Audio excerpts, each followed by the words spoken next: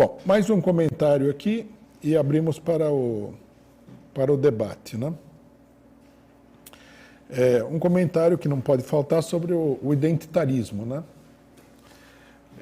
Nessa semana, o ator, né, de esquerda, o Zé de Abreu, falou que fez um comentário contra essa Tabata do Amaral e reproduziu um Twitter de uma outra pessoa que falava que se ele encontrasse a Tabata do Amaral na rua, ela ia encher a cara dela de socos. Aí o que aconteceu? Abriu-se a oportunidade para todos os identitários defenderem a mulher, ou seja, defender a política corrupta, política picareta, política de delinquentes que aprovam a reforma da Previdência, a reforma administrativa, etc. e tal. A política de infiltração de uma pessoa de direita na esquerda. Aí, né, o grande argumento é que o cidadão falou que ia dar soco nela. Então, as pessoas falam assim, é uma ameaça, né? Porque hoje em dia no Brasil a lei é tão vaga que tudo é uma ameaça, né? Se você, por exemplo, você está em casa, né, e você tem um cachorro, o cachorro entra na cozinha todo estabanado, derruba a panela e você fala, eu vou matar esse cachorro, já pode dar processo jurídico dos defensores dos animais contra você, porque tudo é uma ameaça. Se você falar, vou dar um chute na bunda dessa pessoa, grave ameaça.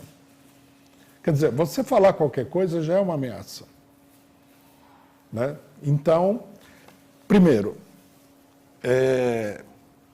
você já não pode falar mais nada, porque tem aí uma direita disfarçada de esquerda que acha que você só pode falar coisas amenas, né? Por exemplo, Bolsonaro é feio. Se passar um pouco disso daí já, né, não pode.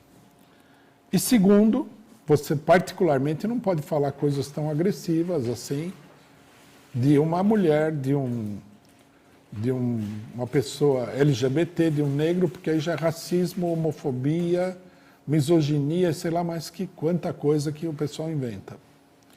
Isso daí mostra que a função de tudo isso daí não é defender nenhum pobre, nenhuma mulher, nem nada.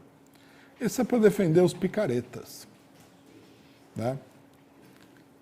Raramente você vê alguém aí, por exemplo, o pessoal fala do índio, né? Todo mundo aplaudiu o Borba Gato. Essa semana aqui, mataram um jagunço aí, matou um índio num lugar, que é uma coisa que acontece quase todo dia. Protestos inflamados nas redes sociais, nada, né? Absolutamente nada. Se você, inclusive, né, publicar essa notícia na sua rede social, as pessoas que normalmente vão lá para avacalhar você por causa da Tabata do Amaral, não aparecem para apoiar isso aqui, né?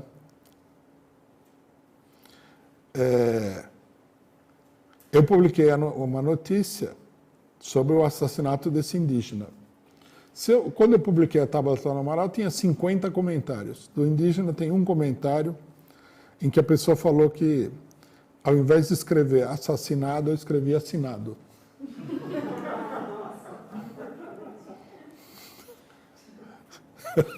Não, a pessoa corrigiu de boa vontade aqui, não foi sacanagem.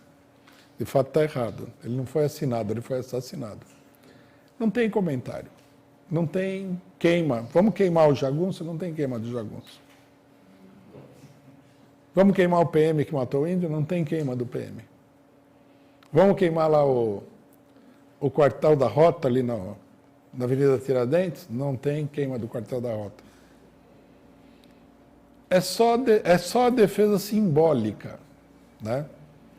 A Tabata do Amaral, sim. Não pode falar nada. Ela é uma picareta, uma pessoa que perpetrou aí contra o eleitorado um estelionato político flagrante. Tá? É um estelionato. Hoje em dia o pessoal quer caçar todos os deputados por qualquer coisa. Nesse clima, tinha que caçar ela também. Porque o que ela faz é um estelionato. Não tem. Né? Aí aparece o pessoal para falar, não pode falar. Se eu encontrasse ela na rua, daria um soco. Quer dizer, você não pode se revoltar também. Não pode mais se revoltar. Você tem que assistir o negócio calado. Quer dizer, mais um comentário brilhante sobre a questão do identitarismo. A matéria do Zé de Abreu choveu crítica, né? Porque é preciso disciplinar o pensamento dos outros. Você tem que botar todo mundo numa determinada, né? Num curralzinho do pensamento, onde ele só pode pensar aquilo que o pessoal que está montando esse curralzinho gosta. Agora, atenção para uma coisa, que muita gente não percebe, né? Que deixa muita gente na defensiva. Esse tipo de coisa é apresentado como se fosse uma luta da esquerda, mas não é verdade. A esquerda não tem poder para impor o pensamento do curralzinho. O pensamento do curralzinho é imposto pela direita, com a ajuda de determinados setores de esquerda. Porque senão não haveria curralzinho, seria um debate. Fulano fala, você fala, outro fala, pronto. Não aconteceria nada.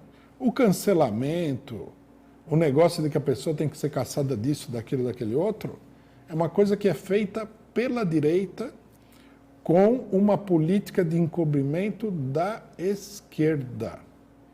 Não é uma coisa que é feita pela luta. Não há luta nenhuma. Essa política é uma política policialesca da direita contra o povo em geral. É mais um instrumento de repressão e mais nada. Né?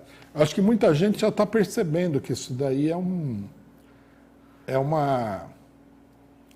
golpe barato. Né? O identitarismo negro dos LGBT, da mulher, etc. e tal. E por que isso daí está ficando claro aqui no Brasil com tanta rapidez? Porque acontece o seguinte, essa política foi elaborada para um outro ambiente político, que é um ambiente político, por exemplo, dos Estados Unidos. Nos Estados Unidos, existe um regime político que, embora a gente não possa chamar de democrático, né, por uma série de questões, ele é muito mais um regime baseado num Estado de Direito do que no Brasil. É mais, não é totalmente, mas é mais.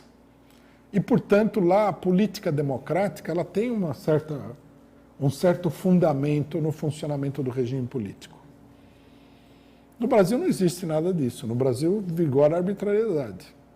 Então, no Brasil, essa política, que é uma política de direita, ela começa a aparecer cada vez mais como aquilo que ela é, não uma questão democrática, mas uma política de direita, uma política repressiva.